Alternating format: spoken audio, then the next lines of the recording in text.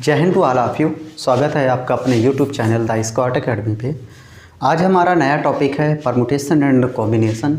ये आपके NDA topic में एनडीए के एग्ज़ाम में आपका हर एक चाहे एनडीए का एग्ज़ाम हो, नेवी का एग्ज़ाम हो, एयरफोर्स एक्स ग्रुप का एग्ज़ाम हो या आईसीजी का एग्ज़ाम हो, इस टॉपिक से एक या दो क्वेश्चन ज़रूर रहते हैं। अगर मैं एनडीए के लिए बात करूं तो 3 से 4 और अधिक से अधिक 5 क्वेश्चन हो सकते हैं इस टॉपिक से। ये टॉपिक आपका बहुत ही इम्पोर्टेंट टॉपिक है। अगर ये टॉपिक आप अगर कवर कर लेते हैं तो आपकी जो प्रोबेबिलिटी है, प्रायिकता है, पार्ट यूनिट है जो, वो बहुत अच्छे से क्लियर हो जाती है। सो गाइस, इस टॉपिक को आपको बहुत अच्छे से पढ़ना है। अगर ये टॉपिक आपने अच्छे से पढ़ा है तो आपकी प्रोबेबिलिटी बहुत अच्छे से क्लियर हो जाएगी, क्योंकि सारे कॉन्सेप्ट जो यहाँ पे पीएनसी में जो कॉन्सेप्ट लगते हैं यही के यही पूरे कॉन्सेप्ट आपके प्रोबेबिलिटी में लिखते हैं। तो सो गाइस, आप हमारे साथ बने रहिए और देखिए कि प्रोबेबिलिटी में क्या क्या पीएनसी में क्या क्या चीज़ें होती हैं, कब पी लगता है, कब सी लगता है, यही सारी चीज़ें मैटर करती हैं। और आज का सेशन जो है आपका बहुत ही मज़ेदार होने वाला है। ओके, तो आज हम बात करेंगे सबसे पहले यहाँ पे परमुटेशन एंड कॉम्बिनेशन में। परमुटेशन मीन्स होता है क्रमचय एंड कॉम्बिनेशन मीन्स होता है समचय। क्रमचय, परमुटेशन का मतलब क्रमचय। क्रमचय का मतलब होता है कोई चीज़ है क्रम से होनी चाहिए, और कॉम्बिनेशन का मतलब होता है संचय, मतलब सिलेक्शन। ओके, तो इन चीज़ों से हमें समझा जा सकता है। देखिए कि अगर कोई वस्तु है क्रमचय में, वस्तु देखिए यहाँ परमुटेशन हमारे पास सबसे पहले है, क्या है? परमुटेशन। परमुटेशन मीन्स होता है क्रमचय। ठीक है, क्रमचय मतलब क्या होगा? अरेंजमेंट। अरेंजमेंट मतलब कोई चीज़ है उसको अरेंज करना ही क्रमचय कहलाता है। ठीक है, क्या कहलाता है? क्रमचय कहलाता है। इसमें वस्तुओं के क्रम पर ध्यान जरूर दिया जाएगा। ठीक है, क्रमचय का मतलब होता है क्रम से, ऑर्डर से। तो यहाँ पे वस्तुओं के ऑर्डर पे जो ऑब्जेक्ट होंगे उनके ऑर्डर पे ध्यान दिया जाएगा और इनको लिखा जाएगा NPR। ठीक है, किस तरीके से? NPR तरीके से लिखा जाएगा, जहाँ पे N ये है टोटल नंबर। ठीक है, R क्या है? R अरेंज, जो वस्तुएं हम अरेंज कर रहे हैं, ठीक है, वो वस्तुएं हैं। तो अरेंज थिंग, अरेंज थिंग जो क्रम में वस्तुएं लगाई जाएंगी उनको ये दिखाता है। ठीक है, परमुटेशन क्या होता है? परमुटेशन वस्तुओं के क्रम पे ध्यान दे के लगाया जाता है, और क्रमचय क्या हो संचय क्या होता है? वस्तुओं के सिलेक्शन पे लगाया जाता है। ठीक है, और यहाँ पे NPR इज इक्वल टू ये होता है, और इसको लिखा किस तरीके से जाएगा? तो ये NPR इज इक्वल टू लिखा जाएगा N factorial upon N minus R factorial. ठीक है, ये हमारा परमुटेशन के लिए लागू होता है। आगे बात करते हैं कॉम्बिनेशन। कॉम्बिनेशन, ठीक है, ये क्या होता है? कॉम्बिनेशन मीन्स होता है, इसका हिंदी होता है संचय। क्या होता है? संचय। इसमें क्या होता है? इसमें सिलेक्शन होता है। ठीक है, सिलेक्शन होता है, सी बना हुआ है। इसमें वस्तुओं का क्या होता है? सिलेक्शन होता है। इसमें ऑर्डर पे कोई ध्यान नहीं दिया जाता है, विदाउट ऑर्डर। ठीक है, इसमें वस्तुओं के ऑर्डर पे या क्रम पे कोई ध्यान नहीं दिया जाता, बस केवल हमें सिलेक्शन करना होता है, चूज करना होता है। और इसमें जो इसको देखिए, इस फार्मूले द्वारा दिखाया जाता है NCR। N क्या है? Total number. R क्या है? जो वस्तुएं तुमने सिलेक्ट की हैं। N क्या है? Total number. R क्या है? Select object. ठीक है, सिलेक्ट ऑब्जेक्ट, जो वस्तुएं तुमने सिलेक्ट की हैं उसको दिखाएगा। तो यहाँ से एक हमें रिलेशन मिलता है NPR is equal to NCR into R factorial. ठीक है, इनका ये रिलेशन होता है, NPR is equal to NCR। Okay, अब हमें ये पता चल गया क्रमचय क्या होता है, संचय क्या होता है, क्रमचय कब लगता है और संचय कब लगता है। ठीक है, ये पता चल गया। क्रमचय लगेगा वस्तुओं पे अरेंजमेंट जब जहाँ पे दिया जाएगा, और संचय वहाँ पे लगेगा जहाँ पे वस्तुओं के सिलेक्शन की बात कही जाएगी। ओके, तो ये बातें हमें ध्यान में रख के करना है, और तभी हमारा क्वेश्चन लग पाएगा, अन्यथा दिक्कत रहेगी। देखिए एक क्वेश्चन देख लीजिए। एक कक्षा में 10 छात्र हैं। एक कक्षा में 10 छात्र हैं। इनमें से 3 को पुरस्कार देने के प्रकार। इनमें से 3 को पुरस्कार देने के प्रकार। ठीक है, तो यहाँ पे क्या है, यहाँ पे कक्षा में 10 छात्र हैं, 3 को पुरस्कार देना है, तो किस तरीके से दिया जाएगा। तो मान लो कि एक कक्षा में 3 छात्र हैं, मान लो कि राहुल है, विपिन है और अमन है। यहाँ पे मैंने बोला कि मैंने राहुल को फर्स्ट रखा है, इसको सेकंड रखा और इसको थर्ड नंबर पे, क्योंकि इनकी रैंकिंग जो है फर्स्ट सेकंड थर्ड है। मैं चाहता हूँ कि पहले मैं थर्ड वाले को अमन को दूंगा, फिर विपिन को दूंगा, फिर राहुल को दूंगा, या मैं चाहता हूँ कि पहले मैं राहुल को दूंगा क्योंकि फर्स्ट पे है, सेकंड पे विपिन है, थर्ड पे अमन है। तो यहाँ पे क्या लगेगा, यहाँ पे लगेगा क्रमचय। तो इसको बोलेंगे 10p3। ठीक है, कैसे लगेगा 10p3। अब देख लीजिए थोड़ा आगे थोड़े फार्मूले। अगर आपके पास में n different types of thing हैं, n विभिन्न प्रकार की वस्तुएं हैं, ठीक है, और पहले में कर दे कि आर सेलेक्ट थिंग, n वस्तुओं में से r को सिलेक्शन लेना है, तो ये किस तरीके से हो जाएगा NCR। ठीक है, और वही अगर बोल दें r arrangement r things, r arrangement of thing, तो यहाँ से क्या हो जाएगा NPR। NCR को ओपन करेंगे, n factorial upon n minus r factorial into r factorial, और ये हो जाएगा n factorial upon n minus r factorial. ठीक है, तो इस तरीके से इनको हम व्यवस्थित करेंगे, और ये हमारा n वस्तुओं में से n विभिन्न प्रकार की वस्तुएं थी, उनमें से n r का सिलेक्शन किया गया और r का अरेंजमेंट किया गया। तो इस तरीके से हमारा एक फार्मूला बनता है, इसको हम इस तरीके से ओपन करते हैं। ठीक है,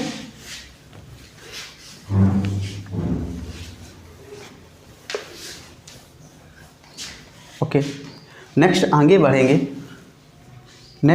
बढ़ेंगे तो देखिए अगला हमारा क्वेश्चन क्या है। अगला हमारा है principle of counting.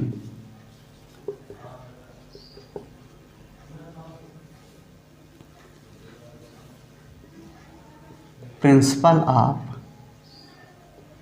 Counting Hindi होता है गणना के सिद्धांत। ठीक है, प्रिंसिपल ऑफ काउंटिंग गणना के सिद्धांत, ये किस तरीके से होगा जाके। ठीक है, प्रिंसिपल ऑफ काउंटिंग गणना के सिद्धांत, तो ये हो जाएगा एक हमारा प्रिंसिपल ऑफ एडिशन, और दूसरा होता है principle of multiplication. Principle of multiplication, ठीक है, तो प्रिंसिपल ऑफ एडिशन कब लगेगा, प्रिंसिपल ऑफ मल्टीप्लिकेशन कब लगेगा, ये बातें होती हैं। तो जब भी क्वेश्चन में आर कहे या कहे, आर कहे अथवा या कहे, या वैकल्पिक तरीके से क्वेश्चन कुछ चीज़ें दी हों कि इसको ले लो अथवा इसको ले लो अथवा इसको ले लो, इस तरीके से बात करें, या अल्टरनेटिंग की कहीं बात आए। ठीक है, किसकी बात आए, अल्टर ALTER अल्टरनेटिंग के लिए कहीं बात करें, तो वहाँ पे प्रिंसिपल ऑफ एडिशन लगता है। या प्रिंसिपल ऑफ मल्टीप्लिकेशन के लिए अगर कहीं पे वाक्य में एंड लिखा हो और लिखा हो, तो वहाँ पे प्रिंसिपल ऑफ मल्टीप्लिकेशन लगता है। क्या लगता है, प्रिंसिपल ऑफ मल्टीप्लिकेशन लगता है।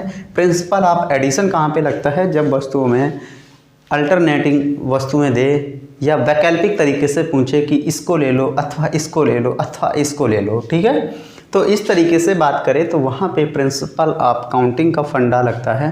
प्रिंसिपल ऑफ काउंटिंग में दो तरीके से हम फाइंड कर सकते हैं, या तो एडिशन तरीके से या मल्टीप्लिकेशन तरीके से। एडिशन कब लगता है? जब वैकल्पिक तरीके से चीज़ें दी हों। मल्टीप्लिकेशन कब लगता है? जब वस्तुओं को हमें एंड मल्टीप्लाई करवाना हो, एंड लिखा हो वाक्य में, तब वहाँ पे मल्टीप्लिकेशन लगाते हैं रूल, ठीक है। चलो आगे बढ़ते हैं। तो देख लीजिए आगे हमारे पास कुछ क्वेश्चन हैं। जैसे मैंने आपसे पूछा, पहला हमारा क्वेश्चन है, मैंने आपसे पूछा कि 4 टी शर्ट और 4 पैंट से मिलकर कितने प्रकार से पहन सकते हैं। 4 टी शर्ट हैं एंड 4 पैंट्स हैं, ठीक है। 4 टी शर्ट और 4 पैंट्स को मिलाकर कितने प्रकार से पहन सकते हैं, ठीक है। 4 टी शर्ट हैं और 4 पैंट को कितने प्रकार से पहन सकते हैं। अब यहाँ पे देखिए 4 पैंट और 4 टी शर्ट, यहाँ पे एंड लग गया है तो यहाँ पे पता चल गया कि हमें यहाँ पे प्रिंसिपल ऑफ मल्टीप्लिकेशन लगाना है, गुणा का सिद्धांत लगाना है, ठीक है। तो यहाँ से देखिए अगर तुम्हारे पास 4 टी शर्ट हैं, फिलहाल मैं टी शर्ट तो नहीं बना पाऊँगा लेकिन हाँ थोड़ा थोड़ा बनाने की कोशिश करूँगा। यहाँ पे अगर मैं ऐसे करके और इसका ये ऐसे ऐसे, और सॉरी यार नहीं बना पाऊँगा। Shirt T1, T shirt T1, T2, T3 और T4 है। वही अगर मैं इस तरीके से बात करूं, एक हमारा ये पैंट है, ठीक है, और एक हमारा ये पैंट है 2, एक हमारा ये पैंट है 3 और एक हमारा ये पैंट है, ठीक है। ये पैंट है 4 टी शर्ट हैं, 4 पैंट हैं। ये मान लो ब्लू कलर की है, ये रेड कलर की है, ये वाइट कलर की है और ये ब्लैक कलर की है, ठीक है। और इसी तरीके से पैंटों का कलर है। तो आज मुझे पसंद आया कि आज मैं ब्लू वाली टी शर्ट पहनूँगा और यहाँ पे इनका भी नाम दे देता हूँ पैंटों का। तो ये हमारा जो पैंट है हमारा, ये पैंट जो है हमारा वाइट कलर का है, ये हमारा ब्लू कलर का है और ये हमारा मान लो ग्रीन कलर का है और ये हमारा येलो कलर का है, ठीक है। आज मेरा मन है कि ब्लू टी शर्ट के साथ में वाइट पैंट पहनूं, ठीक है। कभी कभार ऐसा होता है क्योंकि शर्टें जो होती मैनी टाइप्स की होती है और एक पैंट के ऊपर हम बहुत सारी शर्टें पहन सकते हैं या एक टी शर्ट के ऊपर बहुत सारे पैंट पहन सकते हैं। लेकिन यहाँ पे जो टी शर्टों का ऑर्डर कितना है 4 है और यहाँ पे पैंट कितने हैं 4 और यहाँ पे एंड भी लिखा हुआ है। तो ज़्यादा बातें ना सोचते हुए यहाँ पे देखो 4 टी शर्ट हैं और 4 पैंट को पहनने के तरीके 4 × 4 कितना हो जाएगा 16 हो जाएगा। क्योंकि 4 पैंट हैं, 4 पैंट के ऊपर चारों टी शर्टें पहन सकते हैं, या तो ब्लू पहन सकते हैं या ब्लैक पहन सकते हैं या रेड पहन सकते हैं या वाइट पहन सकते हैं एक पैंट के ऊपर। इसी तरीके से अगले पैंट के, इसी तरीके से अगले वाले के लिए। तो इस तरीके से 16 प्रकार बनेंगे जाके, जिससे हम उन टी शर्टों को उन पैंटों के साथ में पहन सकते हैं। ओके, नेक्स्ट हम बढ़ेंगे। तो ये भी हमारा सवाल बहुत ही अच्छा है क्योंकि आप अगर इन क्वेश्चन को करते हैं तो आपको बहुत ही ज़्यादा मज़ा आने वाला है, ठीक है। नेक्स्ट आगे बात करेंगे तो अगला हमारा क्वेश्चन है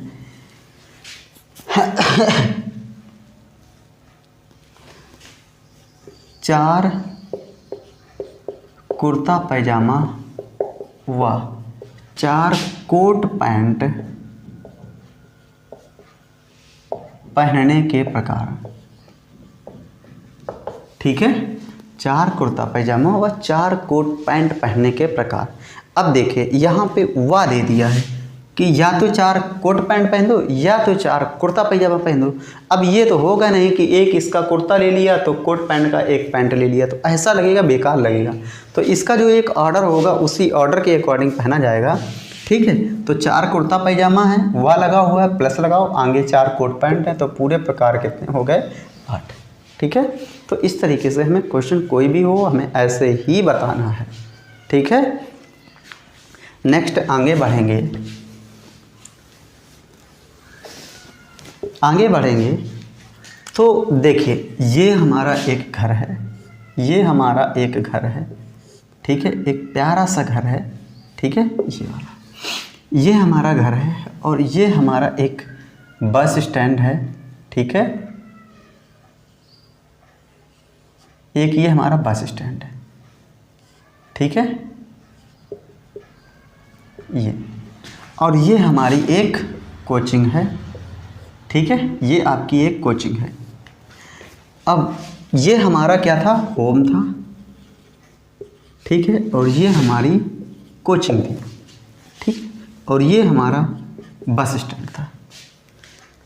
अब बस स्टैंड से, घर से बस स्टैंड जाने के आपके 3 तरीके हैं, यहाँ से यहाँ से जाओ, या यहाँ से यहाँ जाओ, या आप डायरेक्ट चले जाओ, 3 तरीके हैं। और बस स्टैंड से कोचिंग के जाने के तरीके, तो एक तो तरीका हमारा ये है, एक तरीका हमारा ये है, और एक तरीका हमारा ये है, और एक तरीका हमारा ये है। तो मतलब कितने हैं, 4 तरीके। तो बताइए कि एक लड़का घर से बस स्टैंड 3 तरीके से जाता है और बस से कोचिंग 4 तरीके से जाता है, तो बताओ वह कोचिंग कितने तरीके से पहुंच सकता है, ठीक है। एक लड़का घर से बस स्टैंड तक 3 तरीके से जाता है तथा बस स्टैंड से कोचिंग तक 4 तरीके से पहुंच सकता है, तो बताइए वह बस घर से कोचिंग कितने तरीके से जा सकता है। तो यहाँ से जाने के, देखिए, घर से बस स्टैंड तक जाने के कितने तरीके हैं, 3। बस स्टैंड से कोचिंग के जाने के तरीके कितने हैं, 4। तो टोटल वे कितने हो जाएंगे, 3 × 4 = कितना हो जाएगा, 12। कितने तरीके से वह कोचिंग पहुंच सकता है, तो वो 12 तरीके से कोचिंग पहुंच सकता है। ओके, तो ये बात हमें ज़रूर ध्यान में रखनी है कि घर से बस स्टैंड जाना है 3 तरीके से, और बस स्टैंड से कोचिंग जाना है कितने तरीके से, 4 तरीके से। इसी में एक क्वेश्चन बहुत ही चलता है, बहुत ही आपके एग्ज़ाम में पूछा जाता है कि एक व्यक्ति है, एक घर में 8 दरवाजे हैं। एक घर है, मान लो कि ये एक हमारा घर है और इसमें 8 दरवाजे हैं, ठीक है। एक घर में 8 दरवाजे हैं। कोई व्यक्ति एक दरवाजे से अंदर जाता है, ठीक है। मान लो 8 दरवाजे हैं तो वो 8 तरीके से अंदर जा सकता है, लेकिन एक कंडीशन है, जिस दरवाजे से जाता है उस दरवाजे से बाहर नहीं निकलता है। तो बताइए वह कितने प्रकार से अंदर जाकर बाहर निकल सकता है, ठीक है। क्वेश्चन क्या है, देखिए मैं लिख देता हूँ, मैं लिखता हूँ कि एक घर में 8 दरवाजे हैं। कोई व्यक्ति अंदर जाकर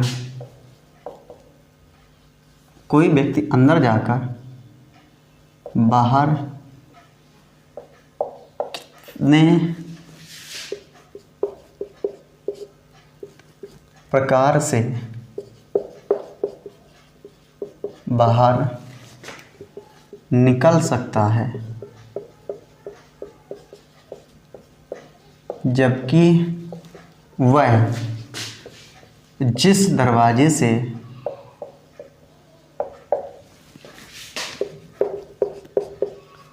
अंदर जाता है उससे बाहर नहीं निकलना है, ठीक है। क्या कहा है, किसी घर में 8 दरवाजे हैं, कोई व्यक्ति अंदर जाकर बाहर कितने प्रकार से निकल सकता है, जबकि वह जिस दरवाजे से गया है उससे बाहर नहीं निकलना है। तो आपको बताइए, घर से दरवाजे के अंदर जाने के कितने तरीके हैं, 8, लेकिन अंदर जाकर बाहर निकलने के कितने तरीके हैं, 7। तो टोटल वेज कितने हो गए, 8 × 7 = कितना, 56, ठीक है। कितने तरीके हो गए, 56 तरीके हो गए, क्योंकि जिस दरवाजे से अंदर जाएगा वो निकलेगा दूसरे वाले तरीके से। जब दूसरे वाले से निकलेगा तो टोटल वेज हमारे कितने हो जाएंगे, 8 × 7 कितना हो जाएगा, 56 इज द राइट आंसर, ठीक है। तो ये हमारे कॉमन क्वेश्चन है, ये जनरली आते रहते हैं और बिल्कुल सरल होते हैं। इसमें कोई भी ऐसा कुछ नहीं होता है कि जिससे कि आपको दिक्कत मिले, परेशानी मिले, कुछ भी मिले, ऐसा कुछ भी नहीं होता है। ठीक है, नेक्स्ट हमारा अगला क्वेश्चन है। अगला क्वेश्चन है कह रहा है 5 लड़कियां और 4 लड़के, 5 गर्ल्स एंड 4 बॉयज़। 5 लड़कियां और 4 लड़के, a team of 5 member is, a team of 5 member is. ठीक है, 5 लोगों की एक टीम बनानी है। Is to be form such that, is to be formed such that 3 girls and 2 boys, such that it has 3 girls and 2 boys। ठीक है, कह रहा है 5 लड़कियां हैं, 5 गर्ल्स हैं और 4 बॉयज़ हैं। 5 मेंबर की एक कमेटी बनानी है। ठीक है, 5 मेंबर्स की एक कमेटी बनानी है जिसमें कि यहाँ पे कह रहा है 3 गर्ल्स रहें एंड 2 बॉयज़ रहें। अब यहाँ से 5 में से 3 को लेना है, कितने तरीके से लिया जाएगा? तो यहाँ पे देखिए सिलेक्शन हमारा हो रहा है। 5 लड़कियों में से 3 लड़कियों को छांटना है, तो यहाँ पे सिलेक्शन हो गया। जब सिलेक्शन हो गया तो यहाँ पे लगेगा क्या? कॉम्बिनेशन। कॉम्बिनेशन का मतलब होता है संचय। तो यहाँ से 5 में से हमें कितने को छांटना है? 3 तरीके से। एंड कहा है, एंड 4 में से कितने को छांटना है? 2 को छांटना है। ठीक है, 5 में से 3 को छांटना है और 4 में से 2 को छांटना है। तो 5C3 कितना होता है? 10 और 4C2 कितना होता है? 6। सो फाइनली आंसर इज कितना? 60 is the right answer.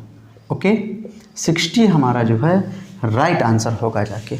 Okay, आपको शायद आपको ये बात समझ में आई होगी, क्योंकि ये चीज़ें जो आपकी हैं बहुत ही इम्पोर्टेंट रहने वाली होती हैं। इन पे आप अगर वर्क करोगे, चीज़ों को करोगे, आपके पास मैनी मोर कोई भी बुक हो, एनीवे कोई भी बुक हो, दुनिया जहाँ की कोई भी बुक हो, जितने मैंने आपको कॉन्सेप्ट करवाए हुए हैं, ये सारे कॉन्सेप्ट आपके एग्ज़ाम में आने वाले हैं। ठीक है, ओके।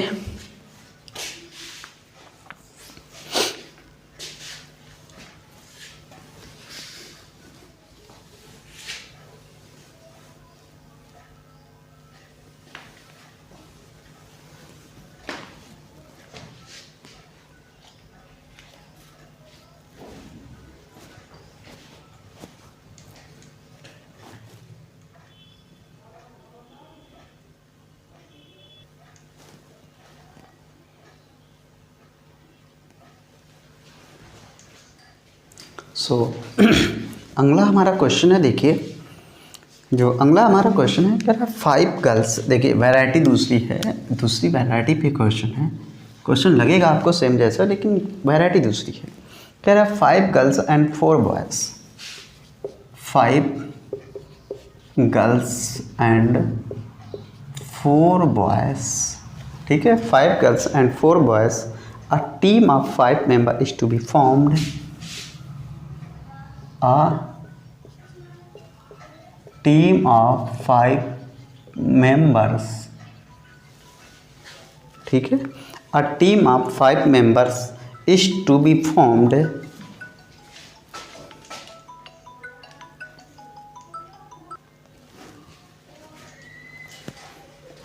कह रहा है 5 girls and 4 boys, a team of 5 members is to be formed, is to be formed, बनानी है। कह रहा है such that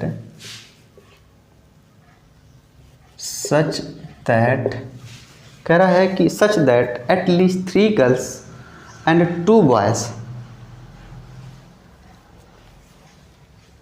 such that at least 3 girls. ठीक है, कह रहा है कि कम से कम 3 लड़कियां अवश्य हों।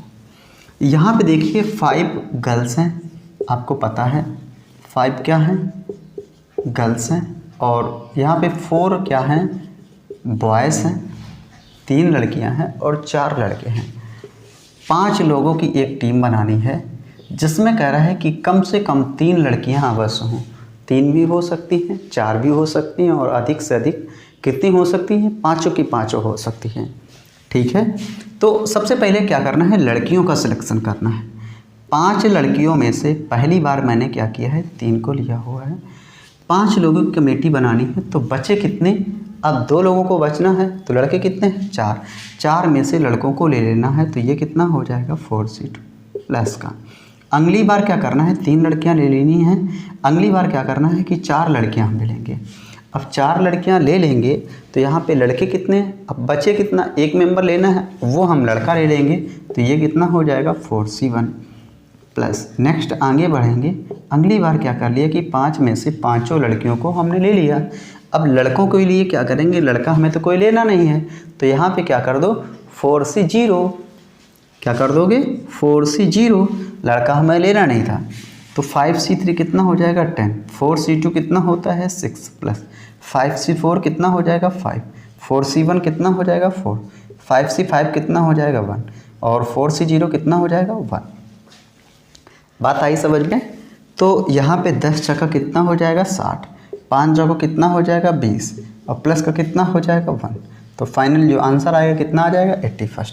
तो इससे क्या हमें निकला, इससे हमें ये मिला कि जब भी अगर लड़के और लड़कियों या कोई ग्रुप मेंबर की हमें टीम बनानी है और उस ग्रुप मेंबर में हमसे कहा जाए क्या, एटलीस्ट मतलब कम से कम।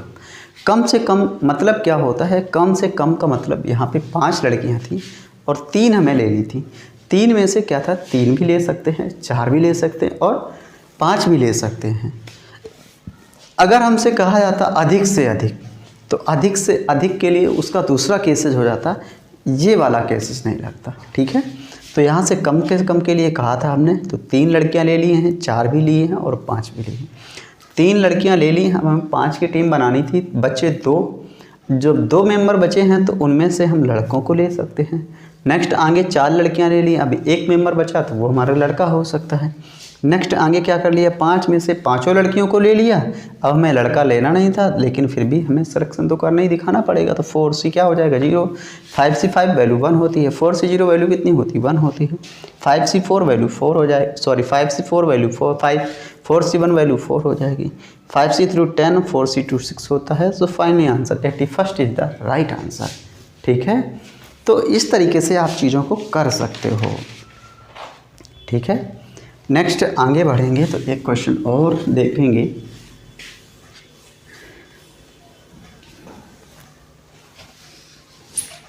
ठीक है, एक क्वेश्चन और हमें देखना है।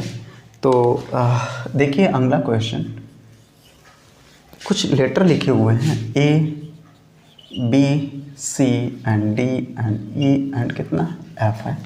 A, B, C, D, E, F कह रहे हैं 3 अक्षर का एक शब्द बनाना है। 3 अक्षर का एक शब्द बनाना है।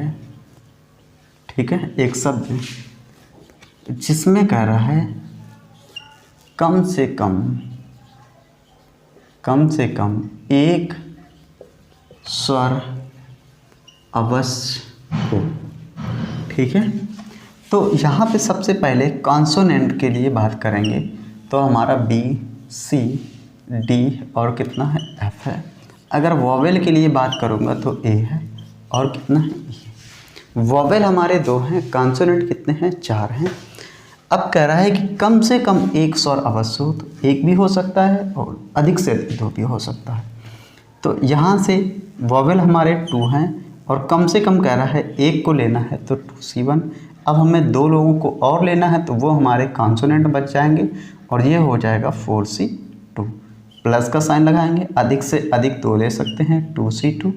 तो हमारा 1 मेंबर और लेना है, मतलब 1 लेटर और लेना है, तो 4C क्या हो जाएगा 1। 2C1 कितना हो जाएगा 2 और 4C2 कितना हो जाएगा 6। 2C2 कितना हो जाएगा 1 और 4C1 कितना हो जाएगा, यहाँ पे 4C1 4 हो जाएगा। ठीक है, 4C1 कितना हो जाएगा 4 हो जाएगा। तो 6 दूनी 12 और 4 कितना हो जाएगा 16। कितने तरीके से ले सकते थे? 16 तरीके से हम इन चीज़ों को कर सकते थे। ठीक है, ओके। सो गाइस, आज के लिए बस इतना ही और मिलते हैं बहुत जल्दी नेक्स्ट सेशन में। आज मैंने आपको परमुटेशन एंड कॉम्बिनेशन के बारे में बताया हुआ है। क्या परमुटेशन होता है, क्या कॉम्बिनेशन होता है, कब परमुटेशन लगता है, कब कॉम्बिनेशन लगता है, ये सारी चीज़ें आपको 1 बाय 1 मैंने आपको क्लियर कराई हैं। और इन चीज़ों को आप देख के आप चीज़ों को कर सकते हो।